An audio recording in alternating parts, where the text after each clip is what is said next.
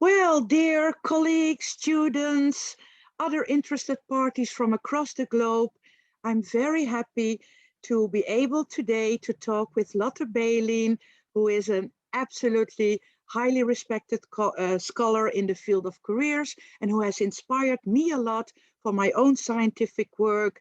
So I'm going to do an interview with her and I will share more information later. Very short introduction from my side. I'm Beatrice Van Der Heijden from Radboud University in Nijmegen, the Netherlands.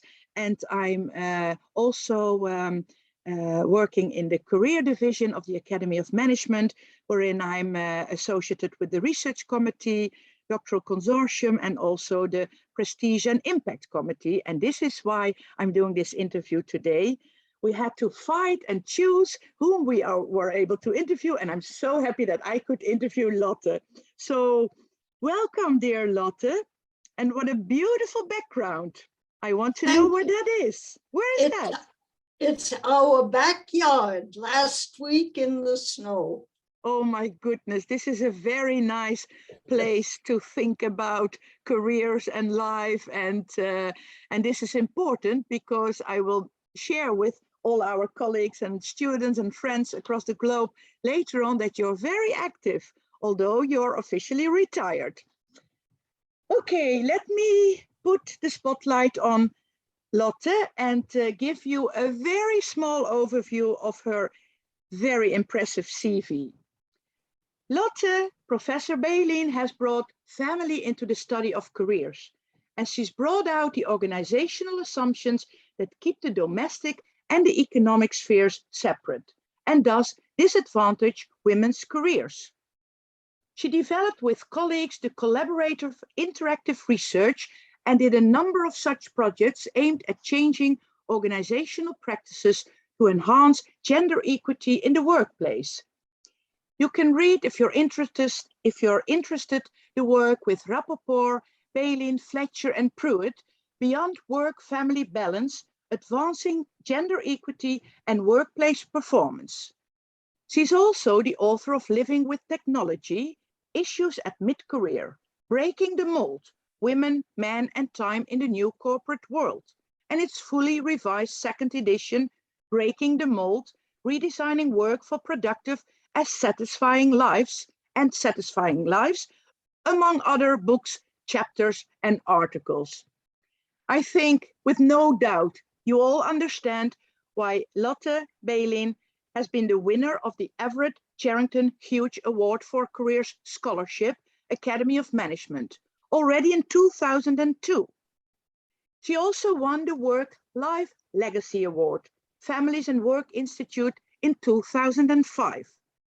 She has been awarded the Distinguished Scholar Practitioner Career Achievement Award from the Academy of Management in 2012, the Centennial Medal Harvard Graduate School of Arts and Sciences 2011 Award, and really 21. And this is among others, dear colleagues and students and friends. So yes, no doubt that it's very nice to have you today and to put you in the spotlight. At the moment, Lotte is Wilson Professor of Management Emerita, and she's working on a research project on retirement with 4 other retired academics, and they are currently writing a book on their findings. 2 of these colleagues, Tim Hall and Katie Cram, are also Everett Hughes Award winners themselves. So no doubt, Lotte, that this book will be fabulous as well. I can't wait to read it and to be inspired again. So it doesn't look like you're actually retired, although being in that surrounding is a very good place for a scholar who's retired. But as you're still very active, I'm really happy, and I'm sure that my colleagues are with me because we have a lot more to expect from you. I have some questions that I would like to ask you, Lotte. What got you going? Well, I always have been interested in women's careers. And my first or an early foray was a 1963 conference at the Academy of Arts and Sciences, the American Academy of Arts and Sciences, called The Woman in America. And I remember I was pretty naive at that time. I didn't know much about gender. And so, but I remember thinking, isn't that funny? They wouldn't have a journal called The Man in America. And so there were some interesting issues there. And then, so this was always an interest. And then when I got to MIT and started working for my first book, The Living with Technology, on the careers of MIT graduates, there were only very few women, but I made special point of checking in with them.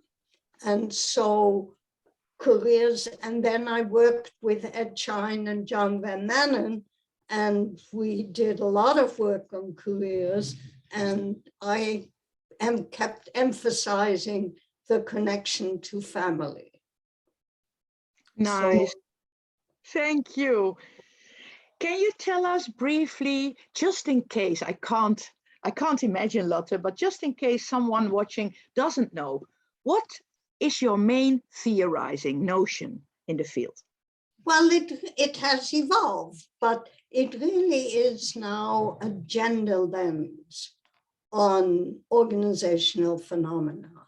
And what that implies is that, as you already said, that even though scholars and organizations see the economic sphere as separate from the domestic sphere, in fact, this gender lens implies that they are intrinsically involved with each other, and that the separation is a very gender differentially valued aspect, which is not good either for individuals or for organizations. And Right. so in our work, our attempt has always been to bring these together. What has inspired you to develop this theorizing? Well, it was really joint work mainly with Joyce Fletcher, because I had a lot of learning to do about gender. And you know that it isn't only men versus women, you know, that this is a cultural phenomenon. And so we've really worked on this, and it's been very much a joint work, and I've been very influenced and helped by her. Mm-hmm. And I hope it's reciprocal. We've done quite a few articles and chapters together. You've also spoken about the intersectionality issues with her. That's right, absolutely. Yeah. And though in our data, we didn't have that much opportunity to go into that, I think she's continued and done more on that. Theoretically, it's terribly important, Mm-hmm. both with race and class, as well as other aspects. Complex and very interesting material. Yeah. What are exciting areas for new research based on your theorizing? How can we, through this interview, invite scholars to continue in your line of thought as well? Well, I think it really is to keep a gender lens, to understand that organizational phenomena and organizational practices that may seem gender neutral, and many of them do, when you really look at their effect and how they are worked out and implemented, and the practices that turn out to be quite gendered, often very masculine gendered, which therefore by definition makes it more complicated and difficult. The obvious example is the notion of the ideal worker. Yeah. Yeah. Very interesting. And as you know, there is also a lot of research going on in the world right now, also in my university, wherein a perspective on medical problems was always from a male perspective. And I mean, this is so important for our thinking. I really think it's extremely important.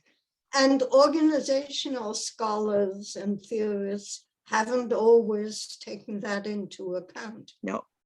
Yeah. No. I think, well, it's not easy completely to understand, you know, it has to be worked through in some way. Yeah.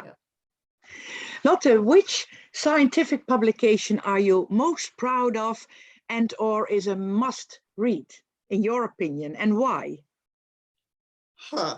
That's interesting.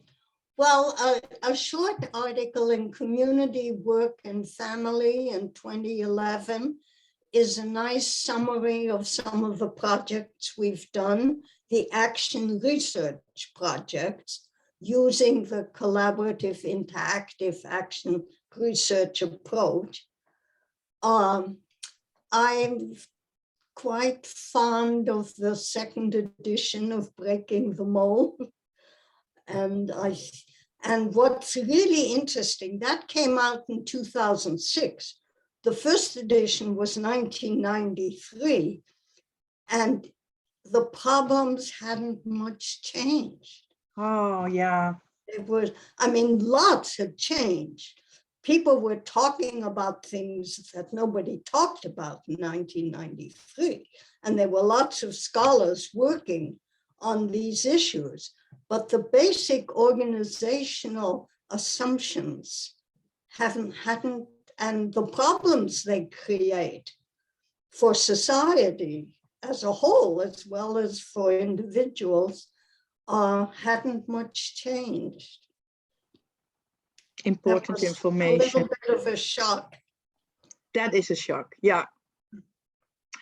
Lotte, as you know, I'm very much fascinated and working together with Ans de Vos and Jos Akkermans on sustainable careers. And we operationalize that as happy, healthy, and productive, just to give a very short summary. And you look very happy, healthy, and productive to me. So there must be a secret. What do you do in your free time? What do I do in my free? Well, at the moment, it's a bit constrained. I'm living alone. My husband died recently. So I'm so sorry to hear that. But music is very important. I play a lot of music. If I can go out, I go to the opera, I go to chamber music concerts. I do a lot of reading. Every evening from 9 to 10 is my reading period. Nice.